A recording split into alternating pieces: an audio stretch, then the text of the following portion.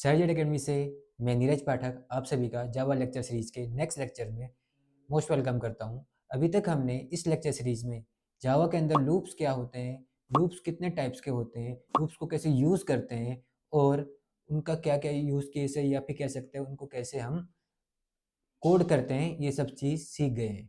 ठीक है, इस लेक्चर सीरीज में हम ये जानेंगे कि लूप्स के अंदर जितने भी लूप्स हैं उनके आपस में क्या क्या डिफरेंस है, उनको कब यूज़ करना चाहिए, कब यूज किस आप फंक्शंस के लिए कौन सा यूज़ करें लूप यूज़ करेंगे और किस टाइप के सिनेरियो आने पर या फिर किस टाइप की कंडीशन आने पर किस तरीके तरीके का लूप आपके कोड के लिए, आपके प्रोग्राम के लिए बेस्ट सूटेबल रहेगा। ठीक है, अगर आप इस लेक्चर को देख रहे हो दैट मीन्स आपको अभी तक लूप्स क्या होते हैं, लूप्स कितने टाइप्स के होते हैं और उनको कैसे कैसे यूज़ करते हैं, उन सभी के बारे में समझ में आ गया होगा। लेकिन अगर फिर भी नहीं आता है, इस लेक्चर सीरीज में हम उनको एक बार दोबारा से रिकैप भी कर लेंगे। बेसिकली जावा में 3 टाइप्स के लूप्स होते हैं। ठीक है, कितने टाइप्स के? 3 टाइप्स ऑफ लूप होते हैं। ठीक है, लूप क्या होते हैं? कंट्रोल स्ट्रक्चर होते हैं किसी भी प्रोग्रामिंग लैंग्वेज में। ठीक है, कंट्रोल स्टेटमेंट बोल सकते हैं या कंट्रोल स्ट्रक्चर स्टेटमेंट्स बोल सकते हैं, जिसके थ्रू आप अपने प्रोग्राम के फ्लो को कंट्रोल कर सकते हैं। लूप का बेसिकली मीनिंग होता है बार बार किसी चीज़ को करते रहना। ये जैसे कि आप किसी ग्राउंड के बार बार चक्कर लगाते रहते हैं, उसी तरीके से लूप में आपको कुछ स्टेटमेंट्स को अगर बार बार लगातार आपको स्टेटमेंट को एग्जीक्यूट करना होता है तो उन स्टेटमेंट्स को हम लूप के अंदर कोड कर देते हैं। दैट मीन्स कि आप किसी स्टेटमेंट को किन्हीं सपोज आपके पास 4 स्टेटमेंट है और 4 स्टेटमेंट को आप 10 बार चलाना चाहते हैं, उसके लिए आप उन 4 स्टेटमेंट को 10 बार ना लिख के उनको लूप के अंदर कोड कर देते हैं। दैट उसके बाद क्या होता है, वो स्टेटमेंट 4 स्टेटमेंट 10 बार एग्जीक्यूट हो जाती हैं। फॉर एग्जाम्पल, जैसे आपको मार्केट से कुछ सामान ले लाने के लिए दिया जाता है। सपोज आपकी मम्मी ने आपसे बोला कि भाई जाओ मार्केट से आपको 10 केजी का क्या लाना है, आटा लेके आना है, आटा का पैकेट लेके आना है। तो उसके लिए आप मार्केट जाते हो, वहाँ से खरीदते हो, उसको अपनी स्कूटी या हाथ से पकड़ के या अपने कंधे पे रख के घर पे वापस लेके आते हो। तो ये आपका एक आइट्रेशन कंप्लीट हो जाता है। लेकिन किसी टाइम आपके घर में सपोज 20 ये कहते हैं 200 केजी आटे की ज़रूरत है किसी फंक्शंस के लिए। तब आपसे बोला जाता है कि आपको जाना है मार्केट से कितने आपका 10 केजी के हिसाब से 20 पैकेट्स आपको लेकर आना है। लेकिन आपके ऊपर एक कंडीशन है कि आप क्या कर सकते हैं, एक साथ नहीं ला सकते हैं या फिर आपके पास अभी इतनी या फिर और व्हीकल नहीं है, केवल आपके पास एक ही व्हीकल है जिसके अंदर 10 केजी का आटा एक बार में आ सकता है। तो उस कंडीशन में क्या होगा, आपको बार बार मार्केट में जाना है, 10 केजी लेके आना है, घर पे रखना है, फिर जाना है, फिर लेके आना है। तो वो कंडीशन वो क्या होगी, जाना, परचेज करना, वहाँ से स्कूटी में रखना या बाइक में रखना, वापस घर के अंदर छोड़ के आना। ये 4-5 स्टेटमेंट को आपको 20 टाइम्स करना पड़ेगा।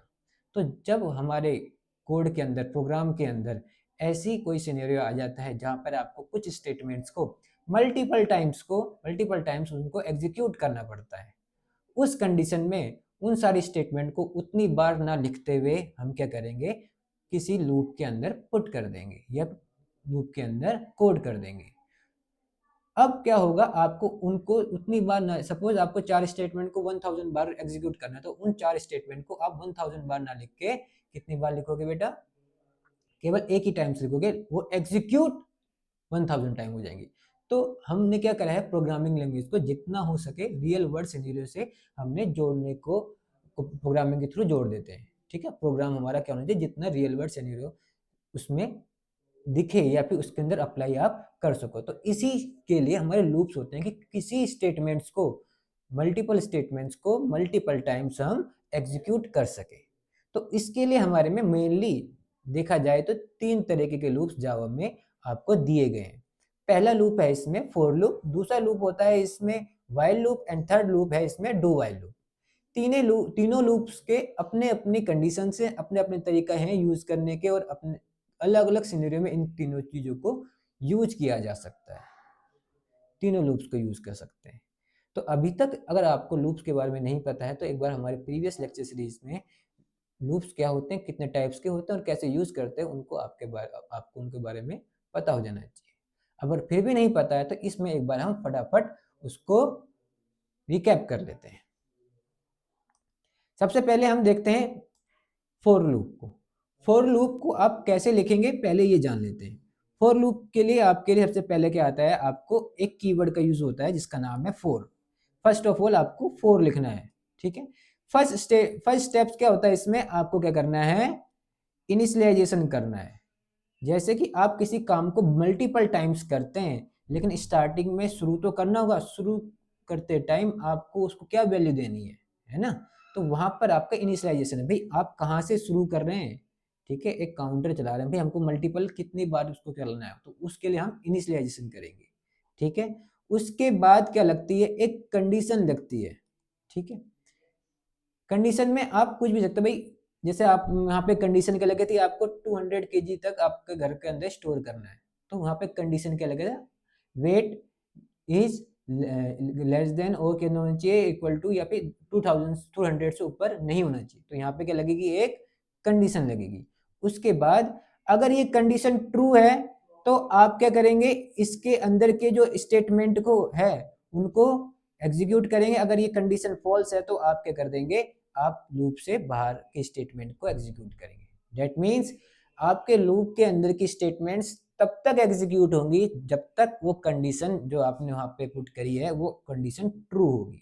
जब तक वो ट्रू होगी तब तक ये स्टेटमेंट्स आप एग्जीक्यूट करते रहेंगे बार बार। जैसे ही वो स्टेटमेंट आप फॉल्स हो जाती है वैसे ही आप उस लूप से बाहर आ जाते हैं, ठीक है। तो पहला क्या है, इनिशियलाइजेशन होता है फॉर लूप के अंदर, देन आपकी कंडीशन यहाँ पे रखी जाती है कि कंडीशन ट्रू है तभी आप उसकी बॉडी को एग्जीक्यूट करते हैं, अगर कंडीशन फॉल्स है तो आप उससे बाहर आ जाते हैं। सपोज अगर कंडीशन ट्रू है तो क्या हुआ, आपने एग्जीक्यूट करा लूप की बॉडी को, ठीक है, जितनी भी स्टेटमेंट्स हैं उसको आपने एग्जीक्यूट करा। उसके बाद नेक्स्ट स्टेप में वापस आप अपडेशन या अपडेट करते हैं, या फिर उसमें अपडेट में क्या आता है, या तो इंक्रीमेंट होता है उसी काउंटर का या फिर डिक्रीमेंट होता है।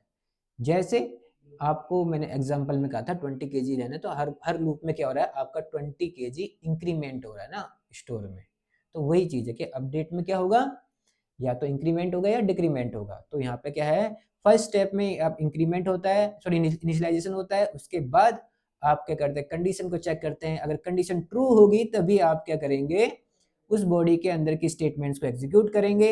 एग्जीक्यूट होने के बाद उसको नेक्स्ट राउंड के लिए जाना पड़ता है। नेक्स्ट राउंड के लिए क्या, आप एक चीज को अपडेट करोगे वहां पे जो काउंटर होगा, ठीक, जो कंडीशन में यूज हो रहा होगा।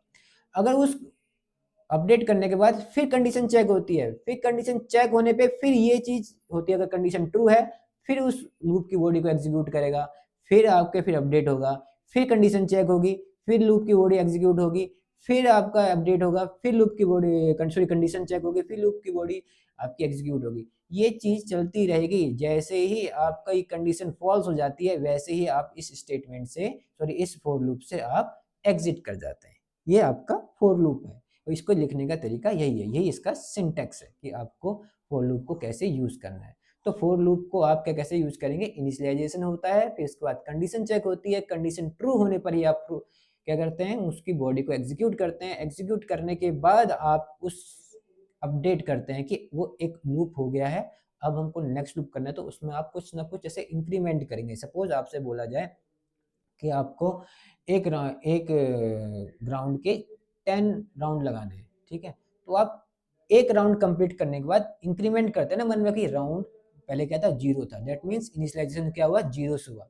एक राउंड कंप्लीट करा तो आपने उस राउंड को क्या कर दिया, 0 से 1 हो गया, इंक अपडेट हुआ। फिर वहां पे आपने कंडीशन चेक करी कि 10 राउंड हुए नहीं हुए, फिर एक आपने राउंड लगाया, फिर इंक्रीमेंट करा, राउंड क्या हो गया 2, फिर कंडीशन चेक करी नहीं यार 10 नहीं हुए अभी, फिर करते गए। जैसे ही आप 10 राउंड कंप्लीट करा फिर कंडीशन चेक करी, क्या कंडीशन चेक करी कि भाई वो 10 राउंड कंप्लीट हुए कि नहीं हुए। अगर वो 10 राउंड कंप्लीट हो गए तो आप वहां पर रुक जाते हो, डेट मीन्स वो कंडीशन क्या होगी, फॉल्स होगी कि अभी हमारे क्या है 10 से ऊपर हो चुके हैं। तो इस तरीके से कंडीशन लगाते हैं, ठीक है।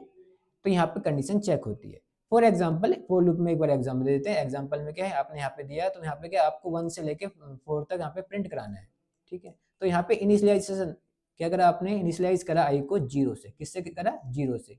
ये चीज यहाँ पे चेक होगी कंडीशन में, क्या आई छोटा है 5 से, हाँ छोटा है 5 से, क्या हुआ आई क्या, अभी तो छोटा ही है, फिर क्या होगा आई प्रिंट हो जाएगा 0, ठीक है। इस तरीके से ये लूप चलता रहेगा कहाँ तक, 4 तक, ठीक है। बेसिकली हम इसमें अभी हम डिफ्रेंशिएट करेंगे, तो इतना ही आपका फॉर लूप मतलब, बाकी आपको समझना है फॉर लूप तो हमारे प्रीवियस लेक्चर में जाके देख सकते हैं।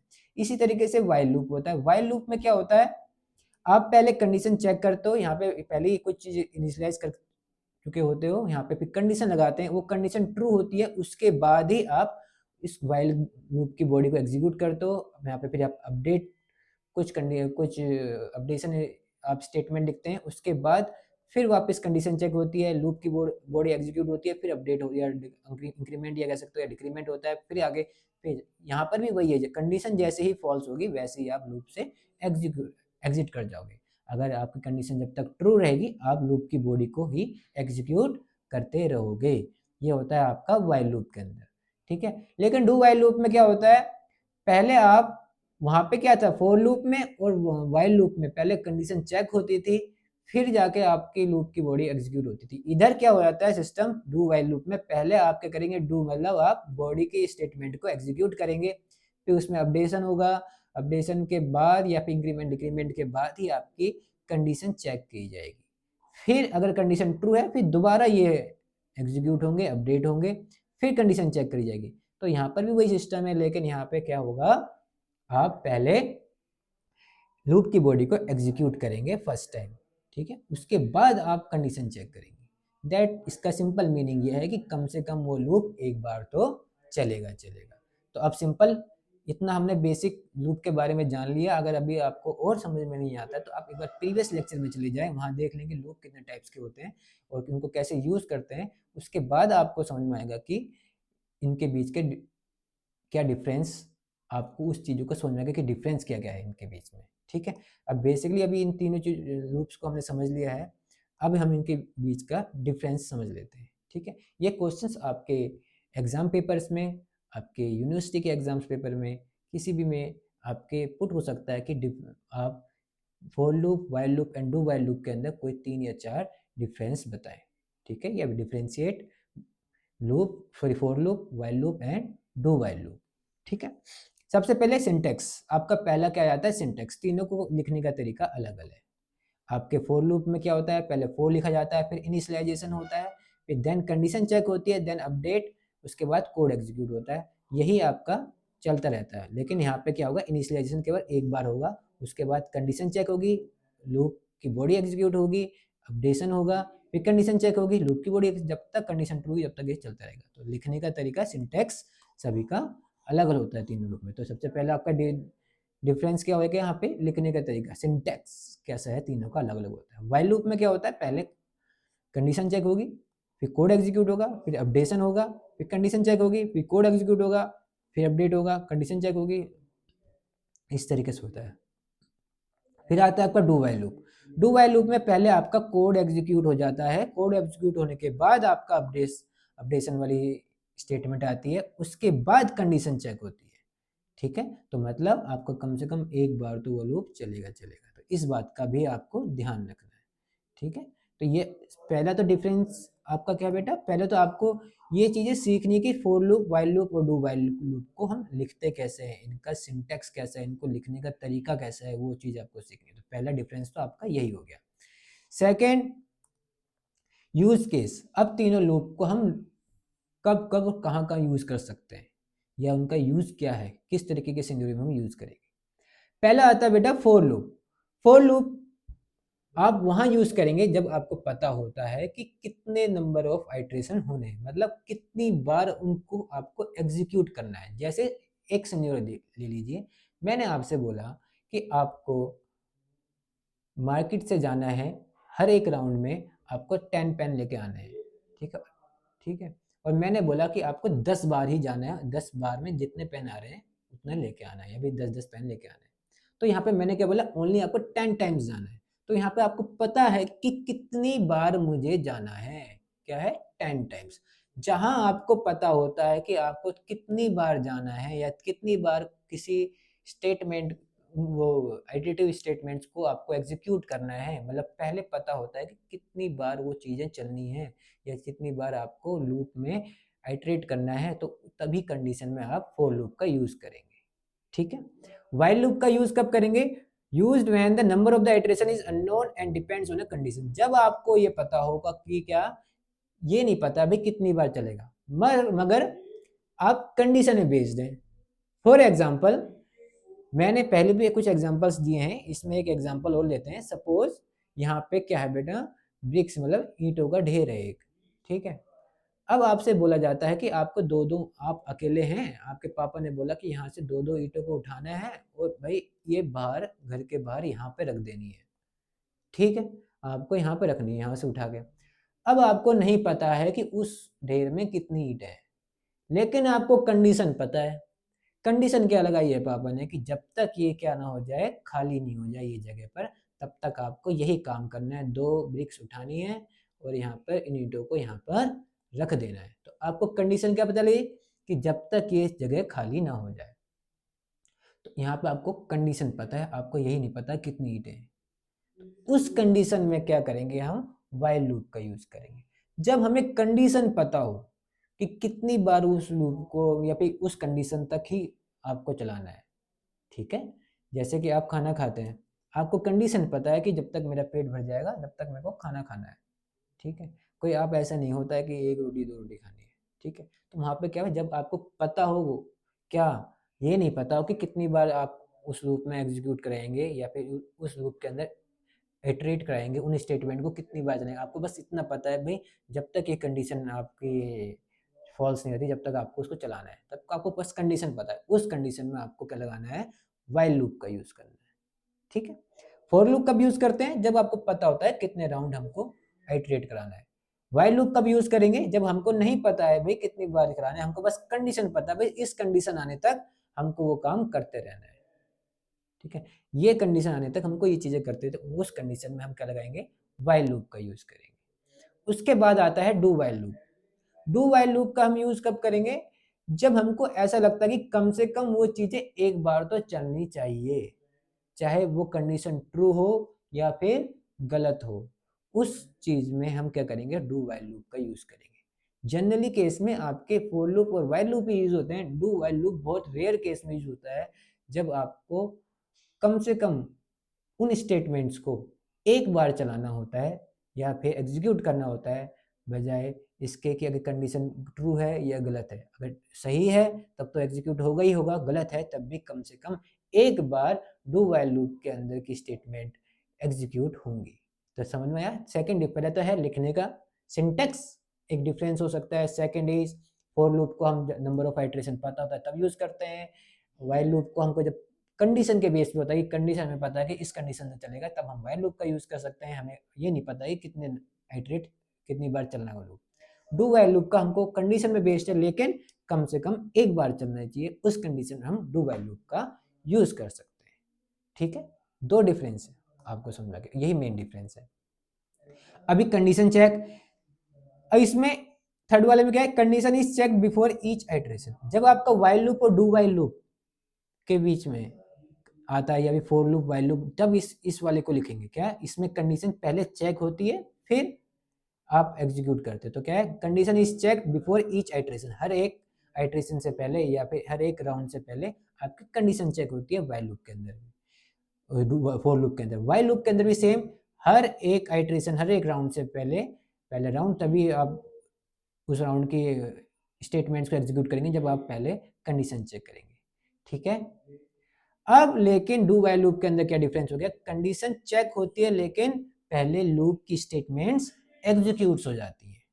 इस बात का ध्यान रखना, फॉर लूप व्हाइल लूप में पहले कंडीशन चेक होगी फिर जाके आपका लूप की बॉडी एग्जीक्यूट होगी, लेकिन डू व्हाइल लूप के अंदर पहले लूप की बॉडी एग्जीक्यूट हो जाएगी, बाद में आपकी कंडीशन चेक होगी। इस बात के बाद ध्यान रखना।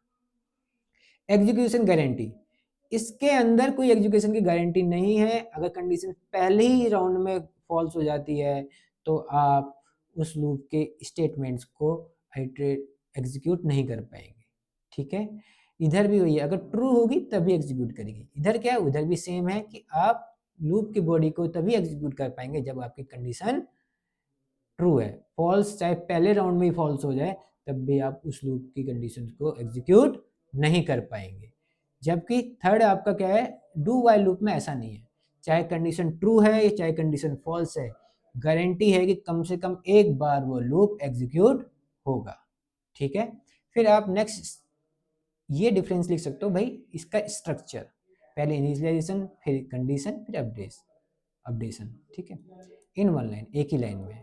ठीक है, इसमें जैसे इनिशियलाइज भी एक लाइन में करोगे, क्या करोगे, कंडीशन भी एक उसी लाइन में लगाओगे, और अपडेशन या मैं कह सकता हूँ इंक्रीमेंट या डिक्रीमेंट भी उसी लाइन में आपका होता है। जैसे ये ना, यहाँ पे देखो, यहाँ पे एग्जाम्पल भी है, यहाँ पे इनिशियलाइजेशन हो रहा है, यहाँ पे आपकी कंडीशन भी चेक हो रही है, और यहाँ पे आपका इंक्रीमेंट या डिक्रीमेंट, या इसमें क्या है, इंक्रीमेंट भी एक ही लाइन में हो रहा है। ठीक है, इधर क्या है, व्हाइल लूप के अंदर ओनली कंडीशन इज स्पेसिफाइड। ठीक है, यहाँ पे कंडीशन आपको बता दी जाती है, initialization and updation are done separately. यहाँ पे आपका अपडेशन हो रहा है, इनिशियलाइजेशन कहीं यहाँ पे हो रहा होगा।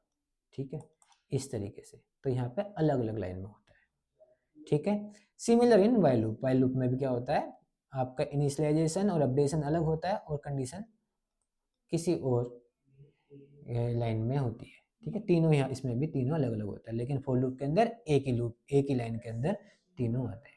ठीक है, तो ये हो गए हमारे difference between for loop, while loop and do while loop. तो समझ में आया कि ये आपके डिफरेंस थे, सॉरी हमने डिफरेंशिएट किया था फॉर लूप, वाइल लूप और डू वाइल लूप को। इसमें एक चीज और क्वेश्चंस आपके सामने पुट हो सकता है कि एक होता है एंट्री कंट्रोल, एक होता है एग्जिट कंट्रोल लूप्स, जो आपके एग्जाम्स के लिए बहुत ज़्यादा जरूरी है। कभी कभी आपसे पूछा जाता है कि एंट्री कंट्रोल लूप्स कौन से होते हैं, और कभी कभी आपसे पूछा जाता है एग्जिट कंट्रोल लूप्स कौन से होते हैं। ठीक है, तो इस बात का भी ध्यान रख लेना। कभी कभी आपसे एमसीक्यूज में पूछा जाता है कि follow which are the followings are not exit control loop, या फिर कौन से हैं कौन से नहीं है, कुछ भी तरह के क्वेश्चन आपसे पुट कर यहाँ पे पूछ ले जाते हैं कि एग्जिट कंट्रोल लूप्स कौन सा होता है, जो भी है उसको मैं आप आज क्लियर करा देता हूँ। बहुत सारे कन्फ्यूजन उसके बीच में हो जाते हैं। अब देखिए, पहला है आपका entry control loops. Entry control loops में क्या होता है, पहले कंडीशन चेक होती है। ध्यान रखें, एंट्री कंट्रोल लूप में पहले कंडीशन चेक होंगी, उसके बाद ही आपकी लूप की बॉडी एग्जीक्यूट होगी। समझ में आ गया। एग्जिट कंट्रोल लूप में क्या होगा, पहले बॉडी एग्जीक्यूट होगी, उसके बाद आपका कंडीशन चेक होगी। तो आपको समझ में आ गया होगा कि कौन से लूप आपके एंट्री कंट्रोल हैं और कौन से लूप आपके एग्जिट कंट्रोल है। एंट्री कंट्रोल लूप मतलब पहले कंडीशन चेक होगी। कंडीशन किस में चेक होती है, पहले फॉर लूप में और वाइल लूप में। किस में चेक होती है पहले बेटा, फॉर लूप में और वाइल लूप में पहले यहाँ पे कंडीशन चेक होती है, तभी जाके आप उसकी बॉडी को एग्जीक्यूट करते हैं।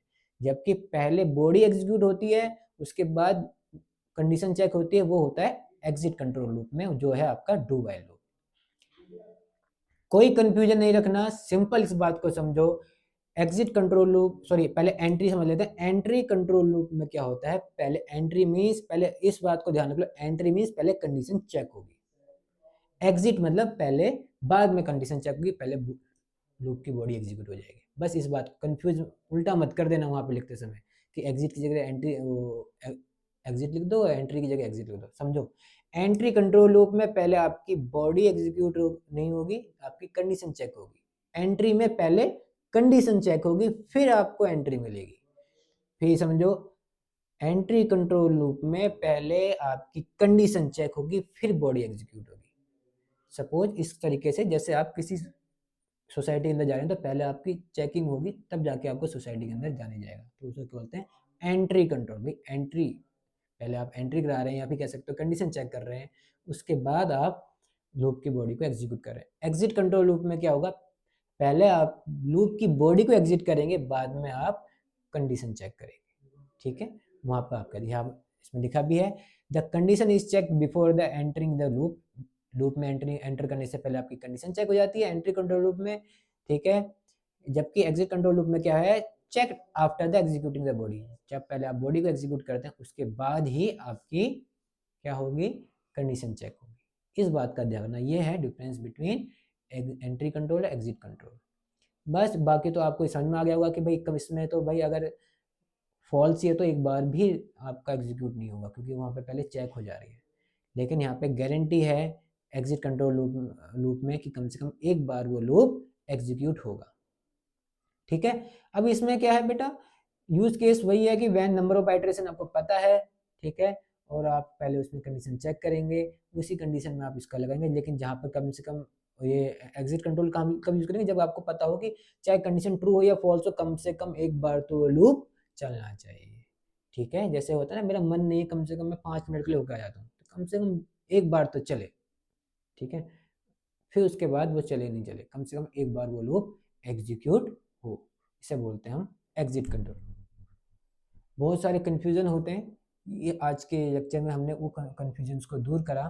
और हमने क्या देखा, पहले तो हमने लूप समझा, थोड़े बहुत आपको मैंने लूप का रिकैप कराया। उसके बाद मैंने आपको क्या बताया कि डिफरेंस टाइप और difference between the for loop, while loop and do while loop में क्या क्या डिफरेंस होता है। एक क्वेश्चन आ सकता है 2 या 3 मार्क्स का कि दो तीनों के बीच के अंदर आपको डिफरेंस बताना है, या फिर किन्हीं दो के बीच में, फॉर लूप वाइल लूप के बीच में, या फिर while loop do while loop के बीच में आप बता सकते हैं डिफरेंस। तो उस चीज़ का आपको ध्यान रखना है।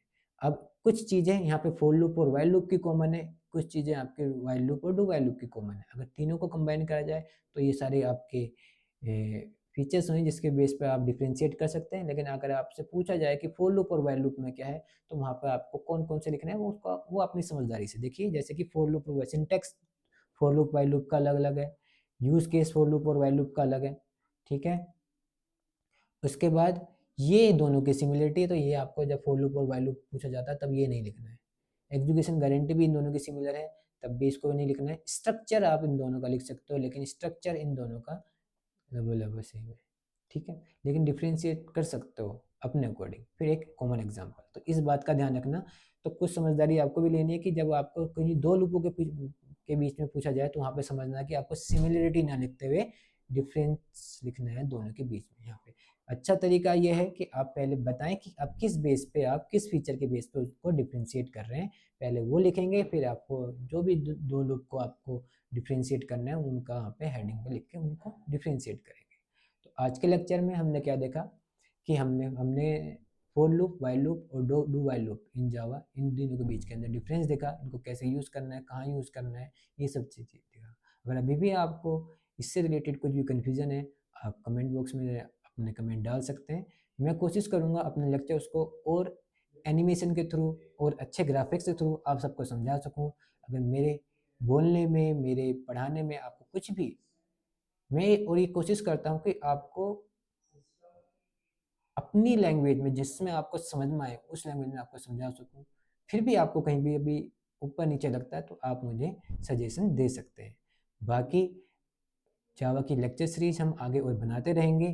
कोशिश ये करेंगे कि आपके पेपर आने तक या फिर जब भी आप किसी एग्जामिनेशन की तैयारी कर रहे हैं वहाँ तक आपको अच्छे से छोटी छोटी बारीकियों के साथ चीज़ों को, टॉपिक्स को समझा सकूँ, और आप उनको पढ़ के एक अच्छे मार्क्स गेन कर सकें, और साथ में आपको वो चीज़ें समझ में भी आनी चाहिए।